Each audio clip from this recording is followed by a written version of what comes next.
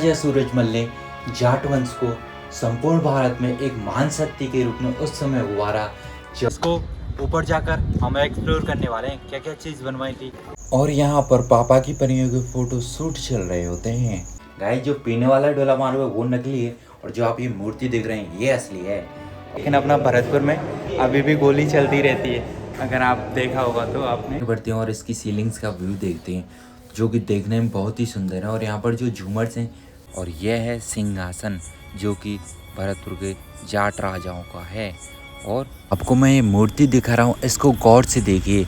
इस मूर्ति को कितनी बुरी तरीके से नुकसान पहुँचाया गया है। यह समकालीन शिवलिंग है। यह बहुत ही दुर्लभ प्रतिमा है जो कि भरतपुर के राजकीय संग्रहालय में सूरजमल की जो विजय गाथा है ना, वो इन शिलालेखों पर खुदी हुई है। यानी कि सुंदरता के मामले में बहुत ज़्यादा सुंदर भव्य मंदिर बनवा दिया। शायद ही भारत में आपको कहीं ऐसा गंगा। तो गाइस, अब हम आ चुके हैं लक्ष्मण जी मंदिर। आज इससे पहले मैंने अभी तक जितने भी फोर्ट विजिट किए हैं उनमें आज तक अभी इस पर बेस्ट लगी है। और जय हिंद दोस्तों, स्वागत है आप सभी का विवान चौधरी के चैटर ब्लॉग में। आज के इस ब्लॉग में मैं एक ऐसे किले को एक्सप्लोर करने आया हूँ जो कि संपूर्ण भारत देश का एकमात्र अजय दुर्ग है। जब से इस किले का निर्माण हुआ है तब से अब तक इस किले को कोई भी नहीं जीत पाया है। इस किले को लोहागढ़ के नाम से जाना जाता है जो कि हमारे राजस्थान के भरतपुर जिले में स्थित है। इस किले के लोहागढ़ नाम से यह अंदाजा मत लगा लेना कि इस किले के निर्माण में लोहे का इस्तेमाल हुआ है, ऐसा नहीं है गाइस। मैं आपको बता दूं इस किले के लोहागढ़ नाम के पीछे क्या कहानी है। क्योंकि जब से इस किले का निर्माण हुआ है तब भारत देश में 3 शक्तिशाली सेनाएं थीं, अंग्रेज, मराठा और मुगल। लेकिन किसी की भी इतनी हिम्मत नहीं हो पाई कि जाट शासकों के इस महान किले को जीत सकें। जी हाँ गाइस, अंग्रेज तो इसको जीतने के लिए 13 बार कोशिश कर चुके थे, लेकिन हर बार उनके हाथ हार ही लगी। ऐसा इसलिए संभव हो पाया क्योंकि इस किले का निर्माण जाट शासकों के सबसे महान शासक महाराजा सूरजमल के द्वारा करवाया गया। और महाराजा सूरजमल के द्वारा इस किले का निर्माण 19 फरवरी सन 1733 में एक कृत्रिम टापू पर करवाया गया। महाराजा सूरजमल को जाट वंश का प्लेटो कहा जाता है। और महाराजा सूरजमल ने जाट वंश को संपूर्ण भारत में एक महान शक्ति के रूप में उस समय उभारा जब अंग्रेज, मराठा और मुगल ये तीनों सेनाएं अपने आप को ताकतवर साबित करने में लगी हुई थी। महाराजा सूरजमल ने मुगलों की तो कुछ ज़्यादा ही हवा टाइट कर दी थी। तो गाइस, इन्हीं सब बातों को जानने के लिए हम इस किले को एक्सप्लोर करने के लिए आए हैं। और इसमें बहुत सारी ऐसी महत्वपूर्ण चीज़ें हैं जो कि जाट वंश की वीरता का बखान करती हैं। तो चलिए हम उन्हीं को डिटेल में समझते हैं। अब हम इस किले के अंदर जिस दरवाजे से प्रवेश कर रहे हैं यह इस किले का उत्तरी दरवाजा है जो कि अष्टधातु से बना हुआ है, जिसे अष्टधातु गेट कहा जाता है। अष्टधातु में बता दूं, अष्टधातु 8 धातुओं का संगम होता है जिनमें प्रमुख धातुएं सोना, चांदी, लोहा और तांबा होती हैं। तो गाइस, आप अंदाज़ा लगा सकते हैं यह दरवाज़ा सोने चांदी से मिलकर बना हुआ है। और इस दरवाजे के इतिहास के बारे में बात करें तो इसका इतिहास इस किले से सैकड़ों वर्ष पुराना है। बात सन 1303 ईस्वी की है जब अलाउद्दीन खिलजी के द्वारा रानी पद्मिनी को पाने के लिए चित्तौड़गढ़ पर आक्रमण किया गया। लेकिन रानी पद्मिनी को तो वह नहीं पा सका क्योंकि रानी पद्मिनी ने 16,000 रानियों के साथ मिलकर अपने जीवन का सर्वोच्च बलिदान दिया और जौहर कर लिया मेवाड़ की आन बान शान के लिए। तो फिर अलाउद्दीन खिलजी के हाथ कुछ भी नहीं लगा उस युद्ध में। तो जीत की निशानी के रूप में वह इस दरवाजे को चित्तौड़गढ़ दुर्ग से उखाड़कर दिल्ली ले आया और दिल्ली के गेट पर लगा दिया। फिर समय बदला। फिर बाद में हिंदू जाट शासक महाराजा जवाहर सिंह के द्वारा दिल्ली पर आक्रमण किया गया और दिल्ली को जीता गया। जीतने के बाद महाराजा जवाहर सिंह इस किले को दिल्ली से उखाड़कर भरतपुर ले आए और अब यह भरतपुर के लोहागढ़ किले की शान है। तो गाइस, हम इसको डिटेल में एक्सप्लोर कर चुके हैं इस गेट को। अब हम आगे चलने वाले हैं।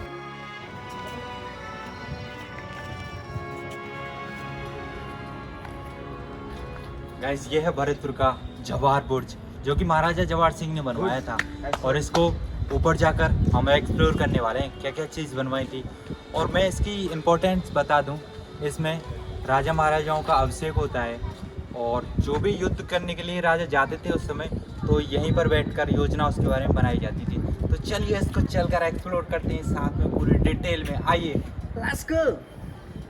गाइस आप जो सीढ़ियाँ देख सकते हैं, ये जो चढ़ने वाली जो सीढ़ियाँ हैं, इसमें आज के टाइम पर क्या होता है कि इंटरलॉकिंग ईंटों को यूज़ किया जाता है, लेकिन उस टाइम पर जो ईंटों का यूज़ किया जाता था उनको ककैया ईंट बोलते थे। ये बहुत ही साइज में पतली होती हैं बट लेकिन मजबूती बहुत होती है, और ककैया ईंटों का इस्तेमाल यहाँ इसलिए किया गया था क्योंकि कहते हैं इस समय यहाँ पर जो भी सामान लाया जाता था इस जवार बोर्ड पर वो हाथियों के द्वारा लाया जाता था, और हाथियों को चढ़ने में यहाँ पर कोई दिक्कत नहीं होती थी क्योंकि ककैया ईंट यहाँ पर लगी हुई थी, तो उन्हें चढ़ने में आसानी हो जाती थी। तो चलिए अभी हम इस बड़े गेट के छोटे से गेट से इसके अंदर एंट्री लेते हैं।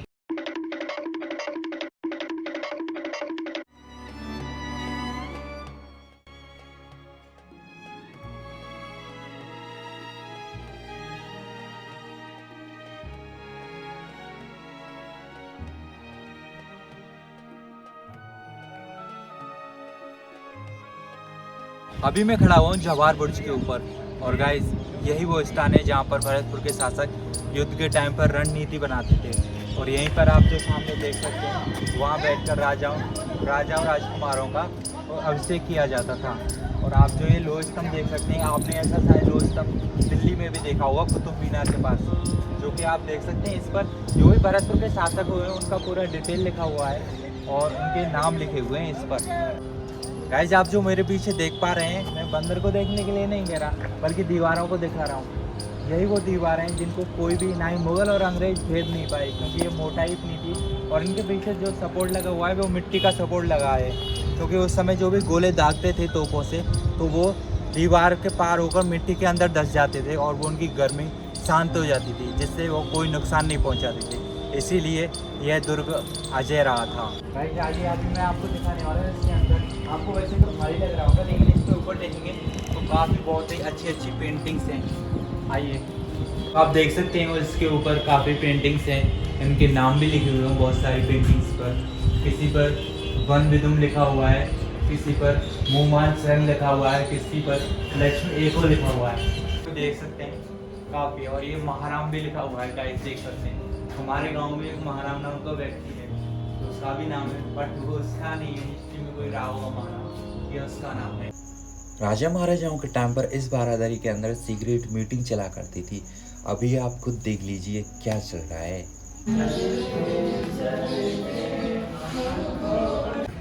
और यहाँ पर पापा की परियों के फोटो शूट चल रहे होते हैं।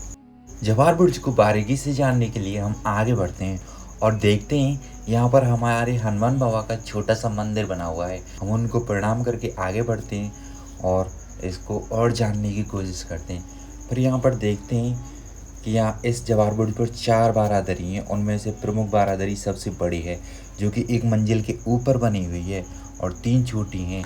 और छोटी बारादरी में देख सकते हैं किसी में पेंटिंग्स हैं अच्छी, तो इसमें बहुत अच्छे लेवल की नक्काशी की गई है, जो कि आप देख सकते हैं। इसकी जो दीवारें, पिलर्स हैं और छामन हैं, उन सभी पर बहुत ही अच्छे लेवल की नक्काशी देखने को मिल जाएगी। आज मैं बस यही कहना चाहूँगा कि इस वीडियो में बने रहो। यह तो बस ट्रेलर है, पूरी पिक्चर तो अभी बाकी है।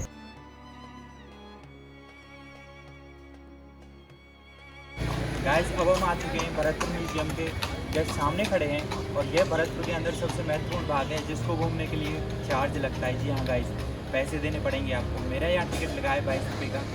और गाइस इसके अंदर जो भरतपुर के आसपास की जो भी डिस्ट्रिक्ट हैं उनके अंदर जो भी पुरातत्व विभाग के द्वारा जो भी चीज़ें खोजी गई हैं वो इसके अंदर रखी हुई हैं, और अंग्रेज़ों के टाइम पर जो भी वेपन्स हथियार यूज में लिए जाते थे वो सारे इसके अंदर रखे हुए हैं। मैं आपको फुल डिटेल में दिखाने वाला हूँ, तो गाइस चलिए हम इसको पूरा साथ में एक्सप्लोर करते हैं। अब हम आ चुके हैं मूर्ति कला दीर्घा के अंदर, और यहाँ पर बहुत ही सुंदर मूर्तियाँ रखी हुई हैं जो कि भरतपुर के आसपास के क्षेत्र से खुदाई में या फिर मंदिरों से लाई गई हैं। गाइस आप ये मूर्ति देख सकते हैं, यह ढोला मारू की मूर्ति है। मैं जानता हूँ आप ढोला मारू नाम सुनकर किस ढोला मारू के बारे में सोच रहे हैं। गाइस जो पीने वाला ढोला मारू है वो नकली है, और जो आप ये मूर्ति देख रहे हैं ये असली है। और आप ये कढ़ाई देख सकते हैं, ये मेरे लिए तो स्विमिंग पूल के बराबर बड़ी है, बट लेकिन उस टाइम पर इसमें राजा महाराजाओं और प्रजा के लिए खाना बनता था। आप ये चार्ट देख सकते हैं जो कि वास्तुखंड दीर्घा के बारे में एक्सप्लेन करता है। आप इस वीडियो को पॉज करके इसको विवरण में पढ़ सकते हैं। तो गाइस हम मूर्तियों को और अच्छी तरह बारीकी से समझने के लिए आगे बढ़ जाते हैं और आगे हमारी एक नज़र पड़ती है जो कि पूतना की मूर्ति है। आप भगवान श्री कृष्ण को जानते होंगे, तो पूतना को तो जानते होंगे, जिन्होंने भगवान श्री कृष्ण को राक्षसी रूप में बचपन में स्तनपान कराया था। यह उनकी सुंदर मूर्ति है और यह खंडित है। मैं बता दूं आपको, इस म्यूजियम में ज़्यादातर जो खंडित मूर्तियाँ हैं ना, वह मुगलों के द्वारा खंडित की गई हैं। तो हम इसी बात से प्रेरित होकर आगे मूर्तियों को अच्छी तरह से जानने के लिए बढ़ जाते हैं। आप देख सकते हैं इसके प्रांगण में बहुत सुंदर मूर्तियां रखी हुई हैं और आप जो ये देख पा रहे होंगे, ये कैमरे नहीं है, ये लाइट हैं जो कि अंधेरा होने पर मूर्तियों पर प्रकाश का काम करती हैं। आप देख सकते हैं यहाँ पर मूर्तियों पर प्रकाश डल रहा है। आप जो ये मूर्ति देख पा रहे हैं, यह भगवान शिव की शिवलिंग है जो कि गुप्त काल की है। और अब हम देखने वाले हैं जो कि भगवान गणेश की निराली मूर्ति है, जो कि नृत्यरत गणेश जी की मूर्ति है, जो भरतपुर में धौलपुर से यहाँ पर लाई गई है। हम इन मूर्तियों को अच्छी तरह समझने के बाद आगे बढ़ जाते हैं और हम ऊपर जाने लगते हैं। तो ऊपर सीढ़ियों को देखकर आपके भाई का दिमाग चकरा जाता है, लेकिन फिर भी हिम्मत करके आपका भाई इन सीढ़ियों को एक झटके में चढ़ जाता है। अब मैं वहाँ पहुँच जाता हूँ जहाँ पर राजा महाराजाओं के समय के खतरनाक हथियार रखे थे। और इस भवन की मैं सुंदरता को भी देखता हूँ, जो कि देखने में तो बहुत सुंदर है, लेकिन यहाँ बहुत खतरनाक हथियार भी रखे हुए हैं। इन सब चीज़ों को देखकर मेरे मन में एक ख्याल आता है कि हमेशा सुंदरता के साथ खतरनाक चीज़ों का संबंध होता ही है। और फिर मैं इस ख्याल के साथ इन तलवारों को एक्सप्लोर करने लगता हूँ। जो ये हथियार हैं, यहाँ पर बहुत सारे प्रकार की तलवार हथियार रखे हुए हैं, जो कि आप देख सकते हैं कितनी अलग अलग डिजाइन के। और ये छोटी सी बंदूक हैं और ये ढाल है और ये चाकू हैं और ये बड़ी बड़ी गन्स हैं। गाइस मैं खड़ा हूँ यहाँ म्यूजियम के अंदर, जो कि एक आर्म्स गैलरी है। यहाँ हथियार रखे हुए हैं, वेपन्स दिखाने वाले हूँ, कितने खतरनाक वेपन्स उस समय यूज़ किए जाते थे। ये गाइस आप देख सकते हैं, ये तोप के गोले, इसी टाइप के गोले यूज़ किए जाते थे। आप ये देख सकते हैं गोले रखे हुए हैं। इससे नेक्स्ट जो रखा हुआ है, ये है मैगजीन। उस टाइम पर इस टाइप के मैगजीन यूज होते थे। आपने BGMI में देखा होगा या फिर कोई AK-47 की मैगजीन देखी होगी। तो पहले टाइम की मैगजीन ऐसी थी और अब टाइम की कितनी डिफरेंट है, आप देख सकते हैं। और ये बहुत ही ख़तरनाक गन्स हैं जो कि अभी शांत तरीके से रखी हुई हैं, क्योंकि अभी वो टाइम नहीं है, अभी केवल पढ़ने लिखने और कलम का टाइम है। पहले बात बात पर गोली चल जाती थी, लेकिन अपना भरतपुर में अभी भी गोली चलती रहती है, अगर आप देखा होगा तो आपने। ये भी नहीं, ये पुराने टाइम की शॉर्ट गन्स हैं। और गाइस ये देखिए, ये सबसे बहुत ही महत्वपूर्ण चीज़ है। उस टाइम पर जो भी राजा महाराजा युद्ध में जाते थे ना, तो ऐसा कवच पहन के जाते थे पूरा, मतलब लेस होकर। आप यहाँ पर मतलब तलवार पड़ती थी तो ये प्रोटेक्ट कर लेते थे। और इसमें वजन बहुत सारा है। आज के टाइम पर हम अगर इन्हें पहन लेना तो उन पर 2 कदम भी नहीं चला जाएगा। ये है, ये उस टाइम की बंदूकें हैं जो मैंने अभी इससे पहले वीडियो के पार्ट में बताया था। तो इस टाइम पर मैगजीन कैसे लगी हुई है, तो इस बंदूक में मैगजीन लगा हुआ है। आप यहाँ देख सकते हैं, इसमें ब्लेड्स रहते थे जो कि ऑटोमेटिक फायर होती थी। ये भी कुछ बंदूकें, और गाइस आप देख सकते हैं ये बहुत ही बड़ी बड़ी बंदूकें हैं, जो कि इनका एक्चुअल साइज बहुत बड़ा है। और इन्हें शायद उस टाइम पर एक आदमी तो नहीं चला सकता होगा।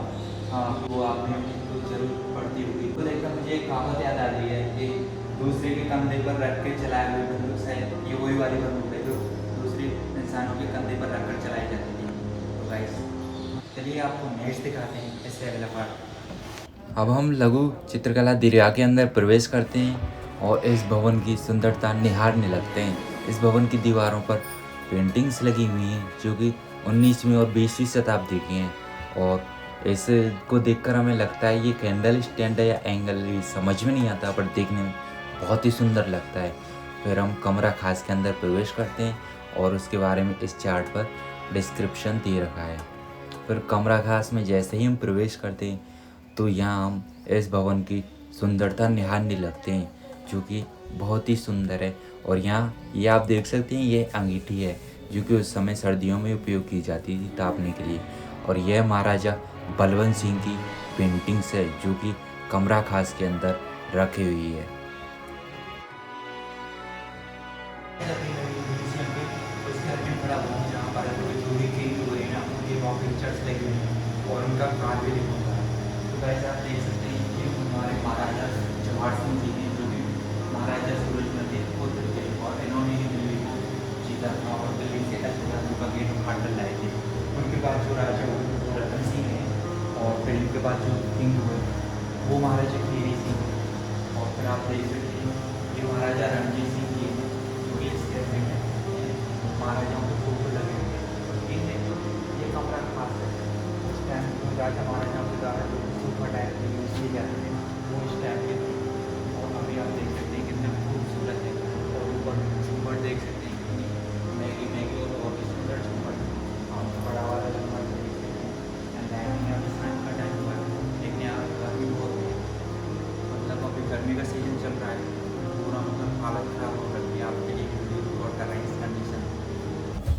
कमरा खास की सुंदरता को निहारते हुए हम आगे बढ़ते हैं और इसकी सीलिंग्स का व्यू देखते हैं जो कि देखने में बहुत ही सुंदर है। और यहाँ पर जो झूमर्स हैं वह बेल्जियम से मंगाई गई हैं और बहुत महंगी हैं।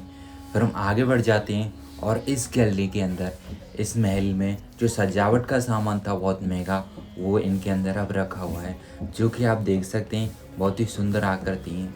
और आप जो ये मोहर देख रहे हैं ये मोहरें आजकल के टाइम पर जो पुलिस वालों के सर पर जो टोपी में वो मोहर टाइप लगी होती हैं ये उस प्रकार की मोहरें हैं जो कि पहले पदाधिकारियों को दी जाती थी। यहाँ देख सकते हैं यहाँ पिंजरे हैं काफ़ी खूबसूरत और पक्षियों की बहुत सुंदर आकृति हैं। और इस गैलरी के अंदर देख सकते हैं आप ठाकुर जी के बहुत सारी आकृतियाँ रखी हुई हैं जो छोटे से लेकर बड़े रूप की हैं। ये देखने में बहुत ही सुंदर लग रही हैं। आप यहाँ देख सकते हैं कि ठाकुर जी छोटे से एक बेड पर लेटे हुए हैं। हम अपने ठाकुर जी को प्रणाम करके आगे बढ़ जाते हैं और इस म्यूज़ियम के अंदर जानने की कोशिश करते हैं कि और कितनी सारी चीज़ें। तो हम देखते हैं यहाँ पर बाँट रखे हुए हैं जो कि तोल के काम आते थे उस समय। और ये देखिए कितनी सुंदर जो कि हाथ से बनाई गई चीज़ें इस गैलरी में रखी हुई हैं। आपको मैं दिखाना चाहूँगा ये सब हाथ से बने हुए हैं। और आप इसमें देख सकते हैं ये प्राकृतिक हैं जो शंख हैं जो कि समुद्र के किनारे पाए जाते हैं और विभिन्न आकृतियों में इसके अंदर रखे हुए हैं। अभी तक हम म्यूजियम का ज़्यादातर भाग इसमें कवर कर चुके हैं तो हम अब इसके बाहरी दृश्य को अपने कैमरे में कैद करने की कोशिश करते हैं।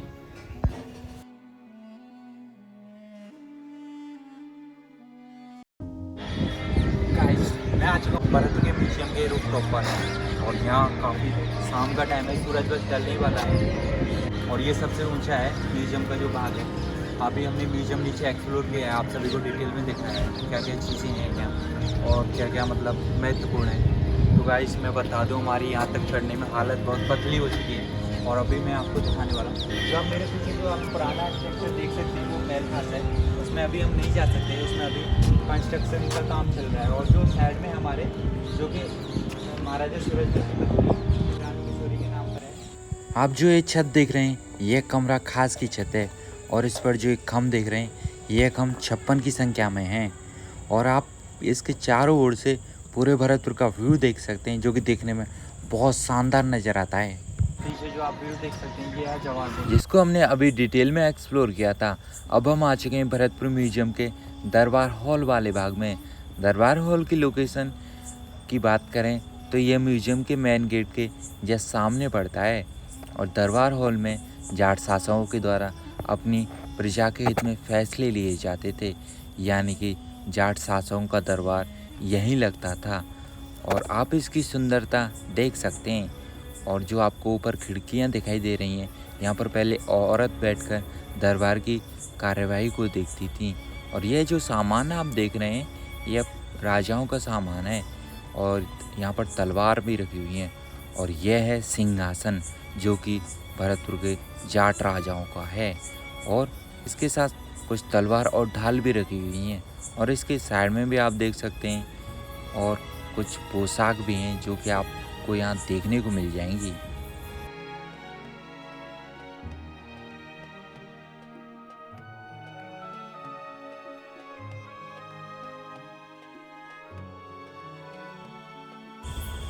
इस भाग में यहाँ पर तोपें रखी हुई हैं जो कि पहिएदार हैं। इनको आसानी से कहीं भी ले जाया जा सकता है।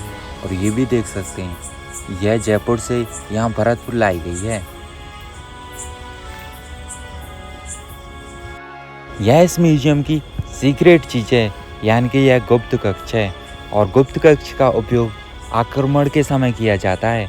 बट लेकिन भरतपुर पर जाट शासकों के रहते हुए किसी में भी इतनी हिम्मत नहीं हो पाई कि वह भरतपुर आक्रमण कर सके और इस गुप्त कक्ष का उपयोग नहीं हो पाया। यह हमाम है जिसको आप स्नानागार और बाथरूम में बोल सकते हैं, लेकिन इसको टर्किश हमाम कहा जाता है। इसका निर्माण महाराजा जवाहर सिंह के द्वारा करवाया गया, जो कि देखने में बहुत सुंदर है। इसका उपयोग महाराजाओं के द्वारा नहाने के उपयोग में किया जाता था। इसकी हर छत को देखें तो उस पर अलग अलग तरह की कलाकृति बनी हुई है, जो कि देखने में बहुत ज़्यादा सुंदर है। और यहाँ पर आप ध्यान से देखेंगे तो आपको एक बाथ टब जैसा कुछ देखने को मिल जाएगा, जो कि आप देख सकते हैं। यह उस समय बाथ टब के रूप में उपयोग में लिया जाता होगा। यह मूर्तिकला दीर्घा का दूसरा भाग है। आपको मैं ये मूर्ति दिखा रहा हूँ, इसको गौर से देखिए। इस मूर्ति को कितनी बुरी तरीके से नुकसान पहुँचाया गया है, यानी कि इस मूर्ति पर जितने भी देवी देवताओं के सर थे उनको बुरी तरह खंडित कर दिया गया है। और ऐसा काम किसने किया है वो आप भली भांति जानते होंगे। मैं इस मूर्ति के बारे में जानकारी दे दूं। यह मूर्ति भगवान विष्णु ने जो हमारी धरती पर 10 अवतार लिए हैं, यह उनके बारे में उनको अच्छी तरह से प्रदर्शित करती है, यानी कि यह 10 अवतार फलक है। इसमें और भी बहुत सारी सुंदर प्रतिमाएं रखी हुई हैं। आप जो ये प्रतिमाएं देख रहे हैं, यह जैन देवी चक्रेश्वरी जी की प्रतिमा है। वैसे तो इस मूर्ति कला दीर्घा में बहुत ही सुंदर सुंदर प्रतिमाएं रखी हुई हैं, पर मैं आपको जो मेन हैं उन प्रतिमाओं को दिखा रहा हूँ। देखिए कितनी सुंदर प्रतिमाएं हमको देखने को मिल जाती हैं इस गैलरी में।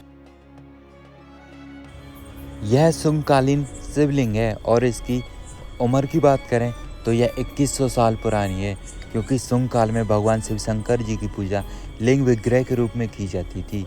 यह उसका बहुत ही अच्छा उदाहरण है। और इस जैसी प्रतिमा की बात करें तो भारत देश में शायद ही ऐसी प्रतिमा आपको कहीं और देखने को मिलेगी। यह बहुत ही दुर्लभ प्रतिमा है, जो कि भरतपुर के राजकीय संग्रहालय में रखी हुई है। मैं पहुंच चुका हूं भरतपुर के सबसे प्रसिद्ध मंदिर बांके बिहारी जी मंदिर, और यह जैसा मैंने सुना था यह वैसा ही है, यानी कि यह दिखने में बहुत ज़्यादा सुंदर है।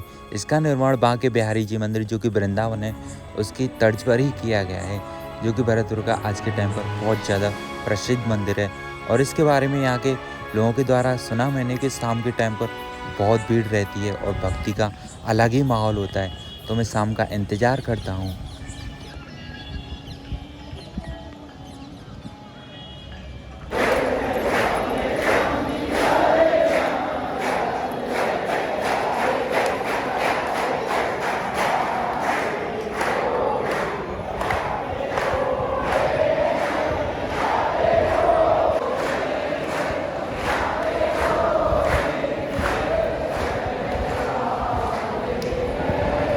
आप देख सकते हैं जो कितना सुंदर व्यू आ रहा है इसका। और इसको पूरा डिटेल में देखिए कितना क्राउड रहता है। हर शाम को यहाँ कितना ही क्राउड रहता है, बहुत ज़्यादा भीड़ रहती है भक्तों की। कान्हा जी के भक्तों की दुनिया में कमी नहीं है। जय श्री कृष्ण गाइस।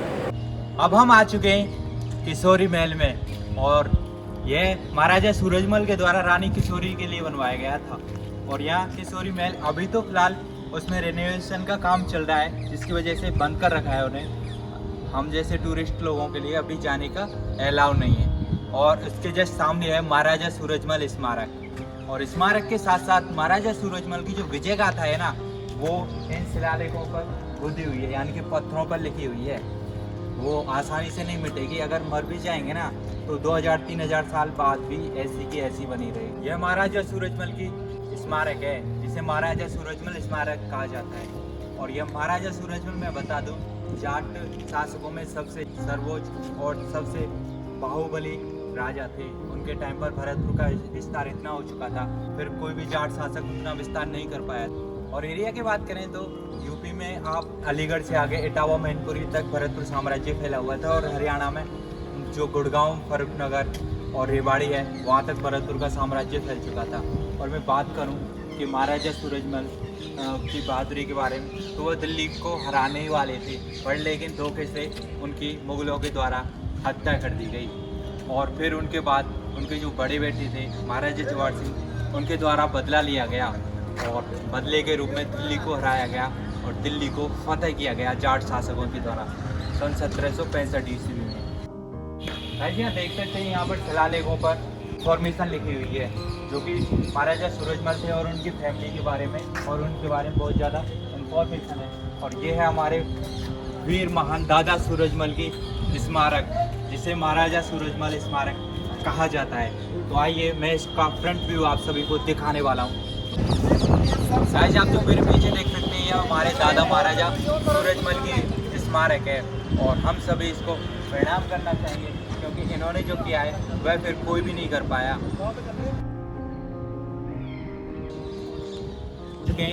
तो वाले हनुमान जी मंदिर के पास, यहाँ हनुमान जी का मंदिर भी आप पीछे देख सकते हैं। हनुमान जी महाराज है हमारे पीछे, और यहाँ उनके साइड में रखी हुई है तो जो कि साइज बहुत बड़ी है।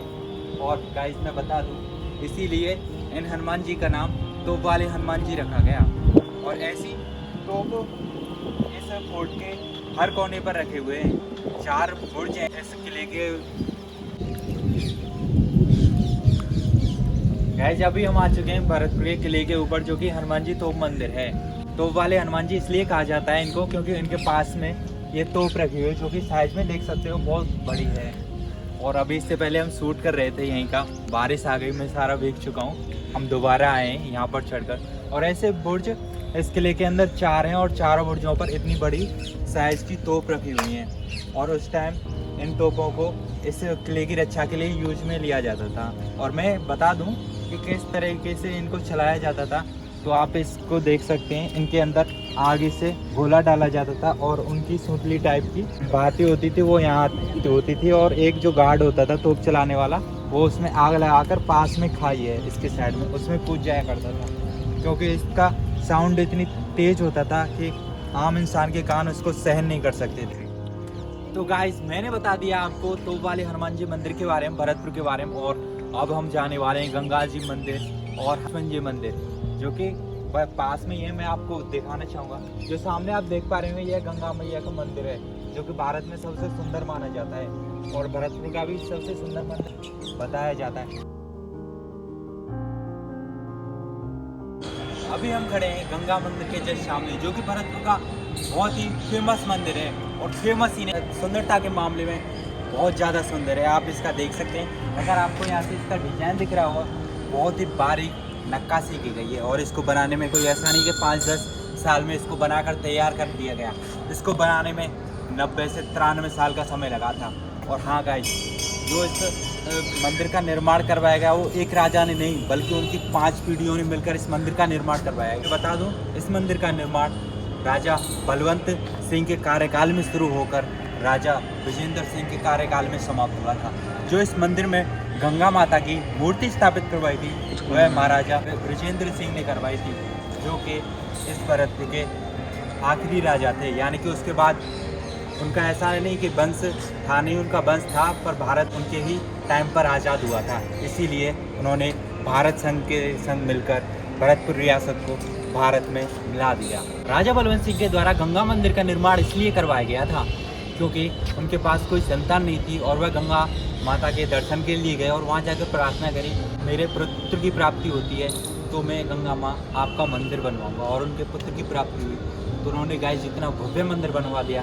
शायद ही भारत में आपको कहीं ऐसा गंगा मंदिर का इतना शानदार मंदिर देखने को मिलेगा। इसको बनाने में बहुत सारा समय लगा था और जिसके आप निशान देख सकते हैं, कितनी अच्छी नक्काशी हुई है। इसके अंदर अभी हम नहीं जा सकते क्योंकि यहाँ का जो मंदिर प्रशासन है, उन्होंने फ़ोटो और वीडियो रिकॉर्डिंग के लिए अंदर मना किया है। पर फिर भी मैं बता दूँ, इस मंदिर के अंदर माँ गंगा की प्रतिमा है जो कि संगमरमर से बनी हुई है और इसको कोई हिंदू कारीगर ने ना बनाकर एक मुस्लिम कारीगर ने बनाया है। स्थिति बता देता हूँ, ये भरतपुर में कहाँ स्थित है। अगर आप लोहागढ़ किले को विजिट करते हैं तो आप इसके सामने देख सकते हैं, यह गंगा मंदिर के सामने का व्यू है जो आपको इसमें बिल्कुल क्लियर कट में लोहागढ़ किला दिखाई दे रहा होगा। और आप उस तरफ देख सकते हैं यह लोहागढ़ किले के अंदर बांके बिहारी जी का मंदिर है। और उसकी साइड में जो महल दिखाई दे रहा है वह रानी किशोरी जी का महल है, वहीं पर ही महाराजा सूरजमल स्मारक है। गाइस अभी मैं गंगा मंदिर के परिसर के अंदर खड़ा हुआ हूँ और हमारे जीवन में आप माँ गंगा का महत्व तो जानते ही होंगे, क्योंकि जब से हमारा जन्म होता है और लास्ट मर भी जाते हैं ना, हमारी राख होती है तो वो भी गंगा माँ को अर्पित कर दी जाती है, यानी कि हम आखिरी में भी गंगा माँ की गोद में समाये जाते हैं। और मुझे भारत के सबसे भव्य गंगा मंदिर में आने का मौका मिला है, मैं अपने आप को बहुत लकी समझता हूँ। और गाइस मैं आपको मोटिवेट करता हूँ कि प्लीज़ एक बार तो आइए भरतपुर और देखिए गंगा मंदिर को, बहुत ज़्यादा सुंदर है और यह पूरे भारत का सबसे सुंदर गंगा माता का मंदिर है। अभी मैं गंगा मंदिर के परिसर के अंदर खड़ा हुआ हूँ और उसके आखिरी छोर पर खड़ा हुआ हूँ, क्योंकि अंदर जाने का परमिशन नहीं है। अंदर जाने का परमिशन तो है आप लोगों के लिए, लेकिन फ़ोटो खींचना और वीडियो रिकॉर्डिंग करना सख्त मना है यहाँ मंदिर प्रशासन के द्वारा। इसीलिए मैं आपको बाहर से ही इस मंदिर का दीदार कराना चाहता हूँ। आप देख सकते हैं कितनी शानदार आकृतियाँ उकेरी गई। मैं बता दूँ आपको, इस मंदिर के निर्माण में जो पत्थर का निर्माण किया गया है वह बंसी पहाड़पुर नामक स्थान से आता है, जो आपका भरतपुर में ही पड़ता है। यहाँ तक हम इस वीडियो में भरतपुर का ज़्यादातर टूर कंप्लीट कर चुके हैं। इसके बाद जो यहाँ जाट वंश के कुल देवता भगवान श्री लक्ष्मण जी का मंदिर है, हम उसके दर्शन के लिए जा रहे हैं और वहाँ आपको दिखाने वाले हैं कि वह मंदिर भी कितना सुंदर है। गाइस मैंने ऐसा नहीं किया था कि इतना सुंदर मंदिर देखने को मिलेगा वो माँ गंगा का, लेकिन ये मेरी सोच से बहुत ज़्यादा सुंदर है। इसीलिए please come here and visit this temple माँ गंगा मंदिर। राम राम जी।